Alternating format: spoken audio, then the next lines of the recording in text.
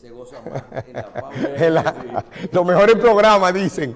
Vamos a darle la bienvenida a la doctora Jamie Gómez, cardióloga, internista y amiga de este programa. Muchísimas gracias por la invitación. Para mí un placer acompañarlos. Doctora, ¿trajo las pastillas para bajar la presión de este programa? Bueno, realmente la cosa es tan ardente en el día de hoy. Bueno. Me ha encantado realmente estar aquí. Les comentaba fuera de cámara que el expertise y la experiencia que ustedes tienen le da un sabor interesante como a todo lo que está pasando en el día a día. Por ejemplo, el doctor comentaba acerca de el transporte y el tema vial, y ciertamente, por ejemplo, se sabe que la contaminación ambiental, tenemos ya varios años conversando acerca de eso, fue un factor emergente hace varios años, ya ni siquiera se considera como un factor nuevo para enfermedad cardiovascular. Por ejemplo, en algún momento de la conversación saldrá que si, por ejemplo, con el tema de los parqueos que comentó el doctor, que si es saludable caminar en el paciente hipertenso, en el paciente diabético, pero me gustaría comentarles, por ejemplo, que se sabe que cuando hacemos ejercicio o caminamos en un momento en donde el tránsito es tope, sabemos que eso equivale a fumar de 16 a 20 cigarrillos solamente en una hora de ejercicio. O sea que cuando vemos esos pacientes o esas personas que están haciendo ejercicio, por ejemplo en el Boulevard de la Churchill, caminando una hora y piensan que están haciendo el bien, realmente lo que están es inhalando toda esa contaminación que equivale hasta 20 cigarrillos por día. O sea que son cosas que son incluso más profundas y que tienen características diferentes. Doctora, Además de lo que usted lo que está mencionó. diciendo es que, al margen del comentario que hicimos anteriormente, otra de las cosas que nunca hemos querido corregir es el tema de la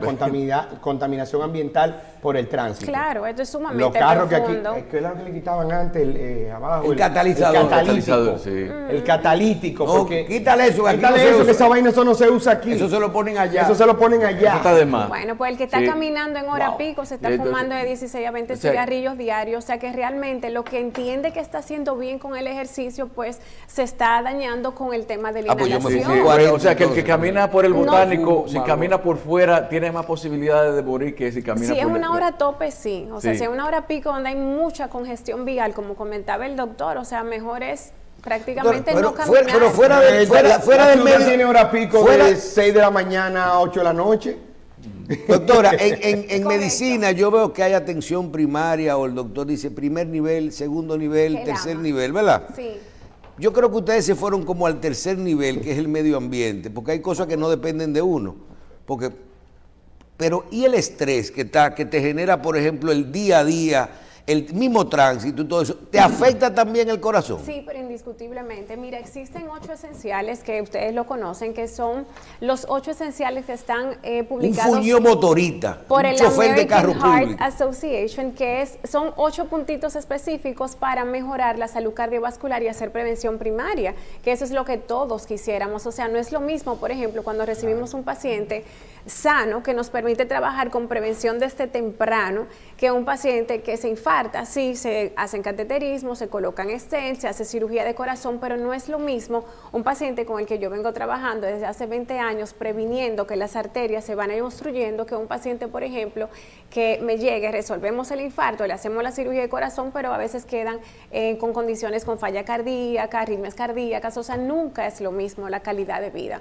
O sea que sí, el estrés afecta muchísimo, es uno de los factores, de hecho 4 de esos 8 esenciales se modificaron el año pasado y se publicaron. ¿Por qué?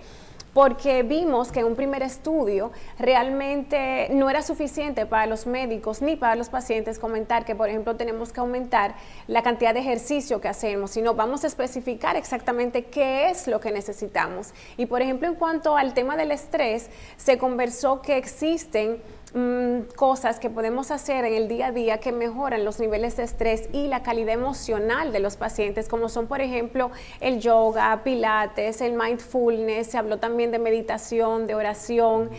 Por ejemplo, otra de las cosas que sí se especificaron y que me gustaría mencionar, antes se hablaba de 150 minutos de ejercicio y ya.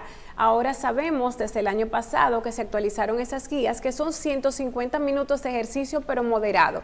¿Y qué es eso? Son caminatas rápidas, es nadar, es bicicleta, pero además de eso se le agregó, y el doctor lo sabe, por lo menos 2 días de ejercicio de resistencia. O sea, si al paciente se le hacía difícil hacer esos 150 minutos, imagínate decirle en la consulta, mira, también hay que hacer ejercicio de resistencia, que es levantamiento de pesas. ¿Y por qué? Se sabe, por ejemplo, que la calidad del músculo que tenemos está íntimamente relacionado con la longevidad del paciente.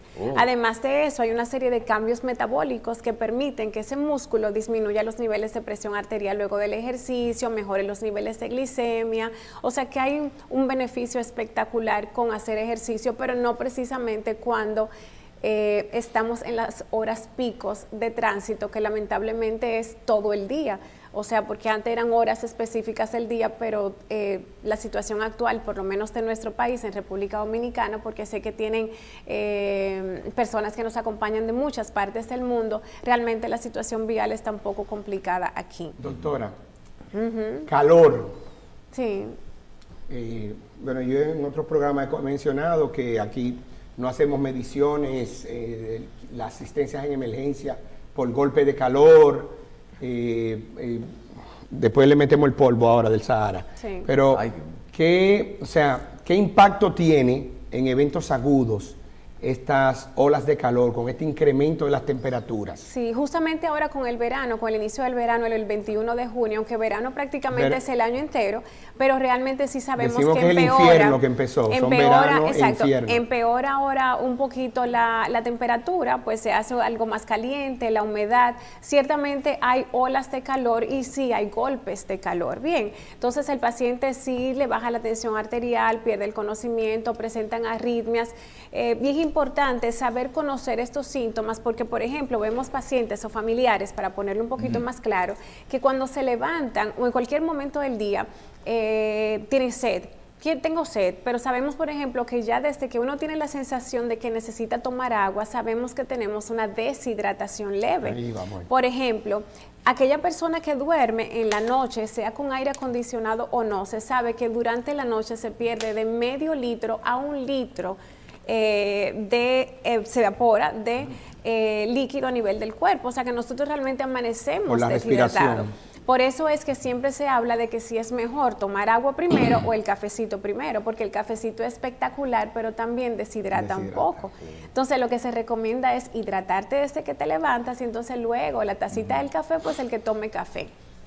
Sí, pero, o sea, que esa sensación, hay gente que erróneamente lo está atribuyendo a un asunto ambiental, el asunto de esa sensación de resequedad, piensa que es un problema del aire, que es un problema dentro de eso, realmente. El aire acondicionado deshidrata, eso es cierto, eso lo sabemos, sí. Entonces hay que mantenerse bien hidratado, pero es importante, por ejemplo, el que vaya a tomar líquidos, que lo haga antes de las 8:30 de la noche, porque entonces si no se quedan toda la madrugada levantándose y eso afecta el sueño.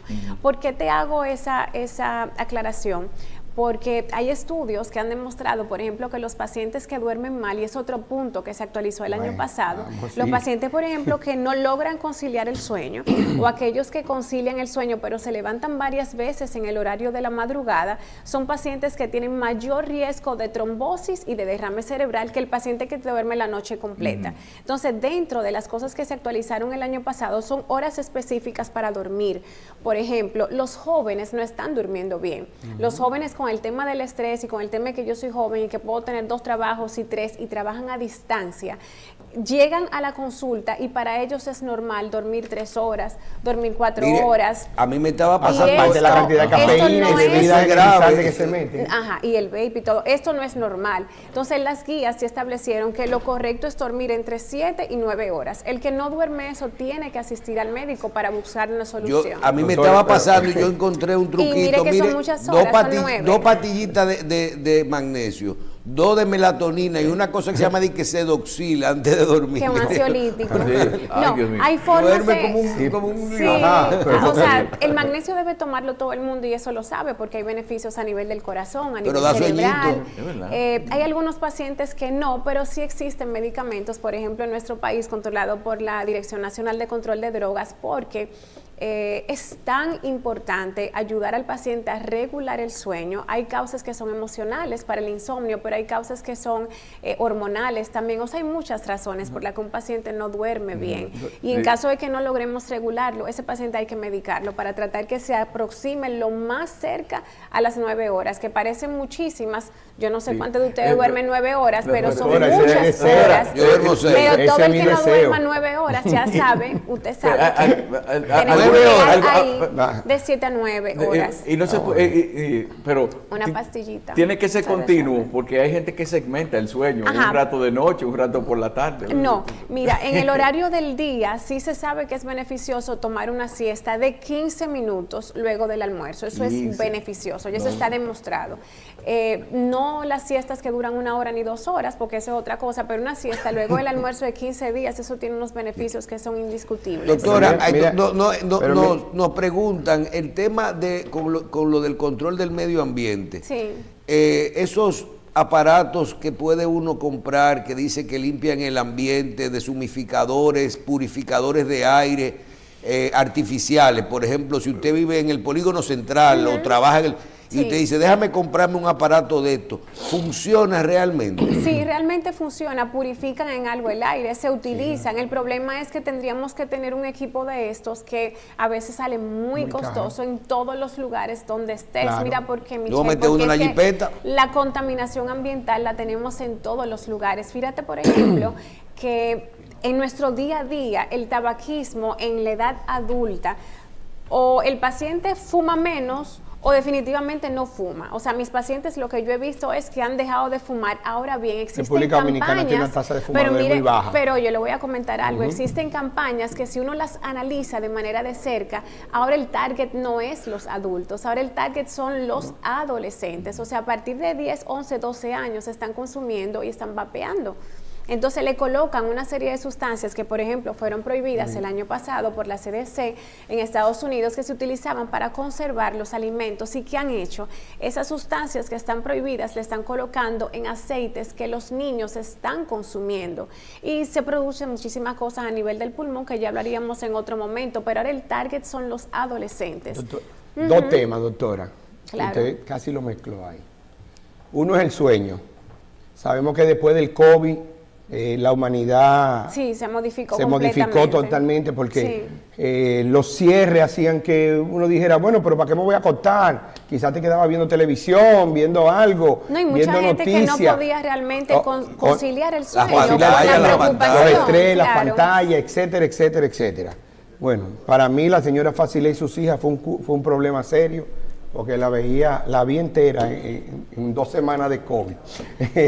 Pero entonces sabemos ya entonces que estamos más complicados, porque dormí de 7 a 9 horas. Yo busqué lo mío aquí, tiene 6 horas y 50 minutos. Le faltan algunas. promedio. No, pero eso se regulariza. yo o siempre- sea, no, pero voy. Entonces, Tengo que acostarme a la- salió un estudio en estos días que yo se no regulariza. lo quise compartir porque son anglosajones británicos, Ok. que son muy parecidos a los norteamericanos, Me gusta. que creen que son todo, la vida es rápida. Sí. Entonces, ¿qué pasa? Dicen que la siesta es mala. Digo, yo vi que estos son unos, déjeme evitarme la palabra, Sí. que están en contra de eso, porque quizás están diciendo que hacen los españoles durmiendo siesta, o que hacemos Había que nosotros. analizar si la muestra Lo- fue muy pequeña. No, fue también. grande, fue grande. Pero eso nada más le da a ellos. A nosotros, si nos quitan la siesta, el que la puede dormir Es se que son fuñó. culturas diferentes Claro. también, que no se pueden comparar. Así es. Y lo otro, doctora, que segurito que usted ha estado al tanto en estos últimos días, son los últimos estudios sobre el uso del cannabis, la marihuana, que entonces ha empezado a legalizarse en muchos países del mundo, la marihuana recreacional. Entonces pasamos de que si era buena para el dolor, que pacientes de cáncer, Aquí no que la tenemos terminales. legalizada, No, pero se consume más de lo que nosotros Así pensamos, mismo. porque eso se ve todos los días en la consulta. Yo no o sea...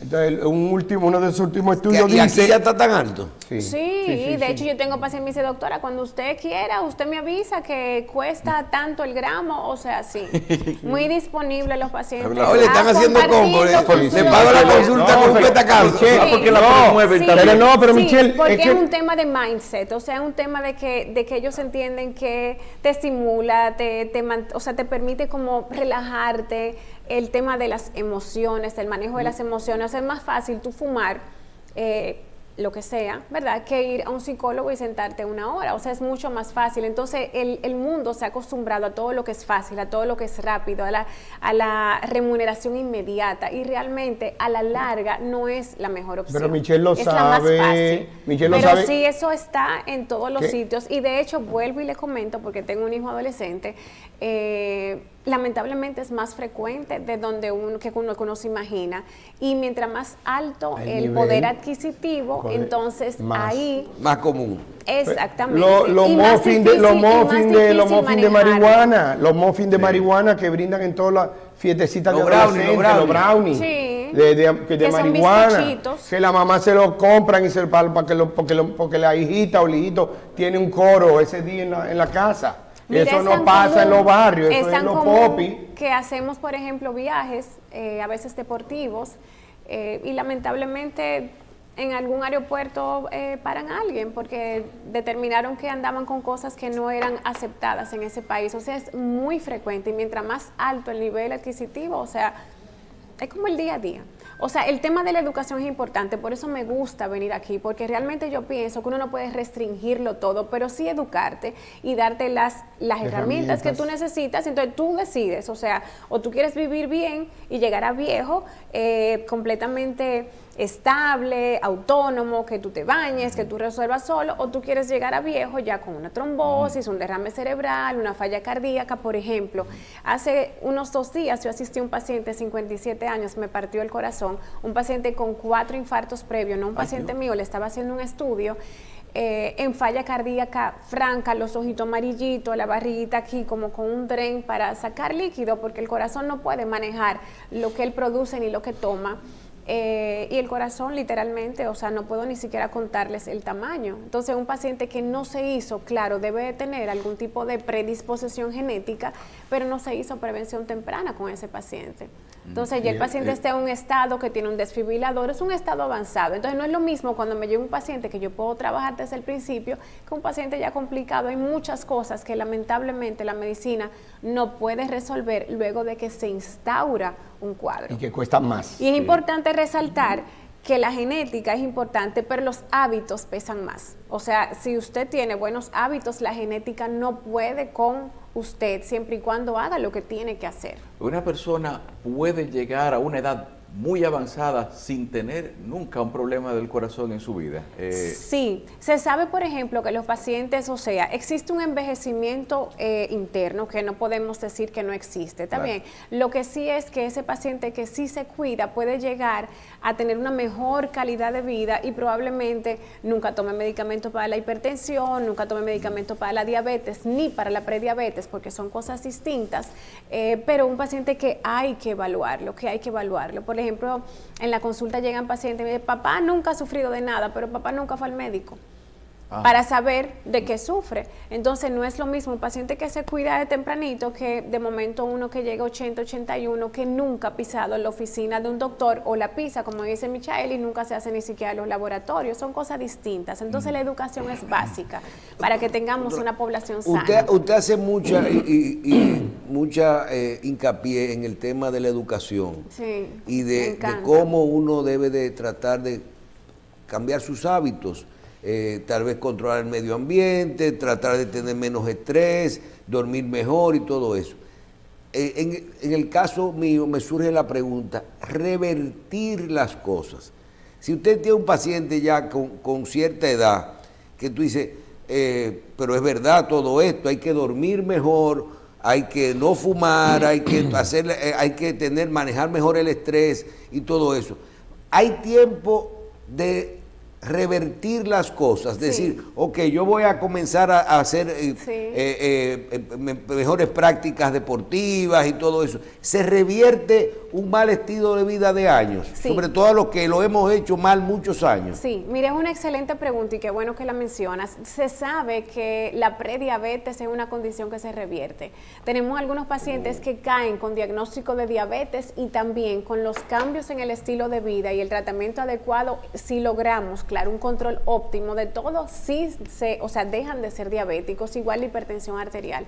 Hay un porcentaje alto de los pacientes que dejan de tomar medicinas de hipertensos y diabéticos, siempre y cuando los hábitos de verdad funcionen. El Y estilo en de cuanto vida a la vejez, funciona. por ejemplo, a la calidad de vida en la vejez, usted mencionó, tú quieres un viejo con trombosis que no dependa de ti mismo, todo eso se puede revertir. Bueno, mira, cuando ya son muy mayores, a veces ya hay daño a nivel arterial, porque sabemos, por ejemplo, que la hipertensión arterial y la diabetes produce como un estado inflamatorio, entonces todo lo que pasa por ahí se pega colesterol, se pega triglicéridos, moléculas de calcio, entonces las arterias se van obstruyendo. Entonces, si es un paciente que viene enfermo desde hace mucho tiempo, aunque haga cambios en el estilo de vida, algunos sí van a funcionar, porque sabemos, por ejemplo, el ejercicio disminuye de 5 a 10 puntitos de milímetros de mercurio la presión arterial. Sabemos, por ejemplo, que la dieta, hay una dieta que se llama DASH, que quizá ahorita la conversemos, disminuye la probabilidad de eventos cardiovasculares, infarto, trombosis en un 80% solamente con la dieta.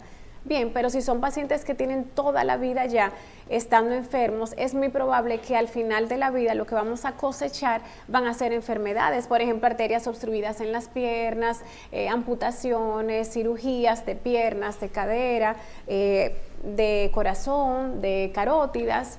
Ayer yo no sé, pero yo vi en un periódico de Santo Domingo una información que para mí que es un error. ¿Qué El periódico vio? dice que aquí se hacen 7,000 amputaciones por año. Yo lo leí también. Yo Esa fue entiendo una que es exageración. una información No, no, falsa, no. porque De aquí pie diabético. tuviéramos 40 millones de ñocos aquí. Bueno, mira, eso te fue voy una a comentar. exageración. UNIBE, la Universidad UNIBE, junto con el INDEN, que es el Instituto de la Diabetes, realizó un estudio en el 2017, en donde ellos tuvieron una muestra de 10.500 pacientes. Es el único estudio que tenemos hasta ahora, y se demostró que la población diabética era solamente un 13%. Eso fue en el 17. Súmale unos por cientos y vamos a compararlos con Estados Unidos, que sí tenemos los estudios del 2024. La población diabética en Estados Unidos es de un 16%. Ahora bien, ellos hicieron una estimación y ellos estiman que para el 2050 ellos van a tener una población de 26% diabéticos. ¿Qué pasa con los hipertensos? Por ejemplo, aquí... Pero no a todos le cortan una paga. No, no, imposible. no, por eso te espera, comento espera, los qué bueno que lo porcientos, dijiste. porque realmente no coinciden con las estadísticas internacionales ni las nacionales que tenemos. Entonces habría que, no es poniendo en duda lo que ha dicho el doctor, pero realmente son unos números muy alarmantes. Doctora, si usted no dice 7.322, ya usted está hablando mentira. 7.000, más de 7.000. Eso o sea, es un número, no está sustentado en nada. Además de que, Michael, recuérdate que esas cifras son en un hospital público. Normalmente los pacientes no llegan a amputaciones en esta época, porque hay muchas cosas que se hacen, Doctora, muchas cosas. Te mencionó algo importante. O sea, el incremento de la población diabética que se proyecta en Estados Unidos, Al 2050. que también está relacionado con la obesidad, Sí. que empieza a generar resistencia a la insulina y entonces termina la gente siendo diabética. O sea, hay Ellos factores tienen- sí. de control que son más allá de como usted Mira, decía ahorita, de genético. Dentro de todas las características que ellos tomaron en consideración para hacer este estudio, la obesidad fue la que más aumentó. Claro. Por ejemplo, el 40% de los pacientes en Estados Unidos son obesos, pero ellos estiman que para el 2050 el 61% de sus pacientes, o sea, de su población. Va a ser obeso. También, en el caso de la hipertensión arterial, la mitad de su población es hipertensa, o sea, estamos hablando de un porciento altísimo. Sí. Por eso quería conversar acerca de eso, porque yo pienso que como nuestros números no están tan altos, realmente podemos vernos en el espejo y poder trabajar con los números que tenemos, pero utilizando las proyecciones internacionales y aplatanarlas aquí para nosotros poder hacer cambios puntuales. Por ejemplo, el Ministerio de Salud el año pasado, el 19 de mayo, firmó y dio a conocer una resolución con el etiquetado frontal de los alimentos. Entonces, por ejemplo, tenemos la composición de los alimentos. Si, por ejemplo, tienen más de un 10% de azúcares, de endulcorantes, de grasas totales, más de un 30%, te ponen el etiquetado. Entonces, cada quien tiene el derecho y la opción de yo consumo ese alimento o no lo consumo. O sea, estamos trabajando, pero todavía hay mucho que hacer.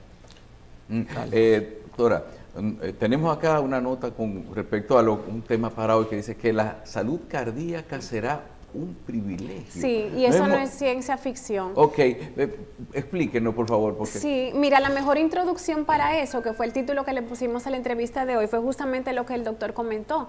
O sea, la salud definitivamente va a ser un privilegio. De hecho, ya lo es ahora, porque existen muchas circunstancias que no permiten el acceso a una salud al más alto nivel. ¿Por qué? Por el tema socioeconómico, por la parte cultural, la parte de la educación. El medio ambiente. Sí. A eso voy. El doctor hizo la mejor introducción antes de yo empezar. O sea, el control del medio ambiente y esa contaminación a veces no depende de nosotros, porque no todo el mundo tiene la capacidad de colocar esos dispositivos que tú mencionaste para limpiar el aire en el consultorio, en la oficina, aquí en el canal. O sea, prácticamente es muy difícil poder controlar eso.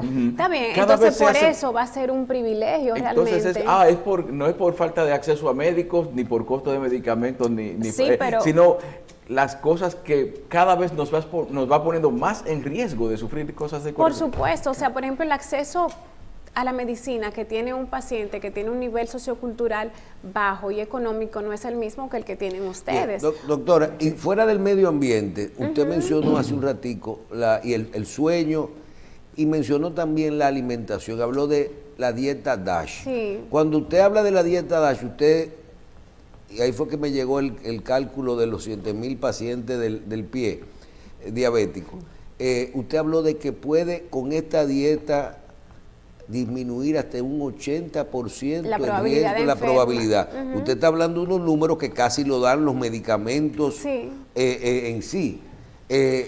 Primero, háblenos de qué es este sistema de alimentación, porque eso me imagino que nada más es conocerlo, y si esta estadística es tan así de 80%, por lo menos en Estados Unidos, porque usted no habla de números a lo loco. Ajá, mire, la dieta DASH es una dieta ya conocida ampliamente. Realmente en el estudio o en los estudios publicados para prevención cardiovascular tenemos o la DASH o la dieta mediterránea. Entonces la DASH es específicamente para prevención y para el tratamiento de los pacientes hipertensos, pero pueden adoptar los otros pacientes también. Ella básicamente consiste en el consumo de frutas, o sea, muchas frutas, muchos vegetales. No permite el consumo, por ejemplo, de alimentos que sean procesados, o sea, es completamente no negociante con el tema del azúcar, no permite el azúcar y el alcohol tampoco. Entonces, por ejemplo... ¿Y la otra, la mediterránea? La mediterránea sí te permite el aceite de oliva, las grasas buenas, permite un poco de queso, o sea, tiene... Da más sabor. Exacto, pero realmente la DASH... ¿Y el traguito? Nada. No, entonces la mediterránea sí permite moderado que consumas siempre alcohol solamente moderado. Entonces, moderado sería 2 tragos diarios, que siempre que vengo le digo que me parece que es un exceso, porque no quiero ni mencionarlo en la televisión. Repítame eso, ¿cuántos tragos son? Este traguito de ginebra, quiero ni mencionar. Este traguito de ginebra aquí a esta hora no me hace bien. Diría una amiga mía que en otro lugar del mundo ya pasó el mediodía, o sea, exactamente. Pero no aquí. Entonces, trago un corto y trago largo. Ajá, ya en otro lugar del mundo ya son las 12 del mediodía, o sea que vamos a hacernos. Sí, pero recuérdate que mira, no es 2 dedos así, no es 2 dedos así, no, es así. ¿Entiendes? Que la gente midiendo 2 dedos. Sí, exactamente. Sí. Doctora, yo creo que quizás una de las cosas más difíciles para el paciente, vamos a decir, es darse cuenta de cuándo es que tiene que comenzar a preocuparse. Hay gente que espera la primera señal, pero no sabe cuál va a ser esa primera señal. Entonces, es un mareo, es un primer infarto, es un primer preinfarto, o es un día que dice me siento raro. Mira, yo pienso que tenemos que empezar por el tema de la edad. Antes se hablaba de que el paciente empezaba una primera consulta con 50 o 55 años. Ya no sé si a ustedes les ha tocado algún conocido, algún familiar, espero que no, en edad muy temprana. Edad temprana estoy hablando 23, 30, 35, que ya tienen enfermedad a nivel de las arterias. ¿De cuáles? De las arterias de las piernas, que son las primeras que empiezan a obstruirse. A nivel de las, yo tengo pacientes con score de calcio con 37 años y ya tienen calcificaciones a nivel de sus arterias, y eso los coloca en pacientes de alto riesgo y ni siquiera han cumplido 40. Entonces, ¿qué se recomiendan? Existen guías de cardiología pediátrica, aunque yo no soy pediatra, en donde los niños deben de ser evaluados por lo menos una vez al año. ¿Está bien? Eso incluye electrocardiograma, sueco, a los niños se le coloca mapa, se le hace Holter, se le hace todo lo que se le hace a los adultos prácticamente, cateterismo, todo. Hay guías que se lo hacen en el embarazo, el eco. Sí, no, claro, sí. Exacto, pero justamente fíjate cómo el que tiene un nivel sociocultural bajo o no tiene dinero, de momento no tiene acceso a un ecocardiograma prenatal. Entonces, ahí volvemos de nuevo al tema de que todo esto no es ciencia ficción, pero sí es un privilegio tú gozar de salud.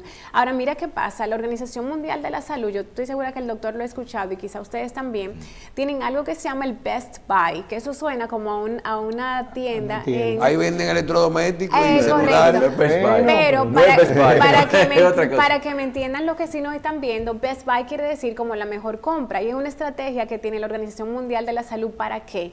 Para ellos implementar medidas, primero que sean costo efectivas, ¿verdad? Que sean accesibles para todo el mundo y que sean científicamente comprobadas. Entonces, ¿qué ellos tienen? Por ejemplo, para la hipertensión arterial, usted se toma su medicamento. Para trabajar con la obesidad, ¿cuál es el Best Buy o la mejor compra? Hacer ejercicio y la alimentación. Para el sobrepeso, ¿qué hacemos? Hacemos lo mismo. Para bajar el colesterol, la inyeccióncita funciona. Bueno, para bajar el colesterol, bueno, los medicamentos. Entonces hoy existen muchísimas técnicas. Lo que el paciente tiene que hacer es llegar al doctor, y yo siempre digo, un doctor que le guste la prevención, porque realmente no todo el mundo le apasiona este tema y le gusta más la medicina curativa, que también la hacemos, pero a mí me encanta la preventiva. Es que deja más dinero, doctora, la curativa. Sí, no, pero es que deja más dinero, doctora. A veces uno no quiere ganarse todo el dinero, no todo el dinero se gana. Entonces, respondiendo tu pregunta, ¿cuándo debe ir un paciente? En todas las edades, o sea, anual el paciente debe evaluarse si sufre de algo y si no sufre de absolutamente nada, una vez por lo menos cada 2 años. Doctora, un minuto. Claro. Que nos queda. Sí. Díganos, ¿qué incluir en la dieta DASH? La dieta DASH incluye los cereales, que son cereales integrales, por ejemplo, la quinoa, el arroz, el pan integral. Aclárele eso a la gente, porque cereales va a ir a comprar con flake y cositas de eso. La idea de la dieta DASH es que lo que vamos a consumir en ella tiene un contenido alto en calcio, en magnesio y en potasio. Por eso es que baja los niveles de presión arterial. Entonces, calcio, magnesio y potasio. Entonces, ahí están los vegetales, las frutas, los cereales integrales. Recordar que no es, o sea, permisiva ni con el alcohol ni con los azúcares, o sea, ella no permite nada de azúcares. O sea, pero las frutas que están incluidas, esos son porque azúcares naturales. Exactamente. Que se pueden comer de noche también, doctora. Sí, claro porque eso siempre ha sido un mito. Sí, claro que eso sí. Igual que el arroz, no hay que satanizarlo tampoco. Entonces hay frutas específicas para lograr estos nutrientes, que son las fresas, las uvas, las mandarinas, el mango, que sube muchísimo el azúcar.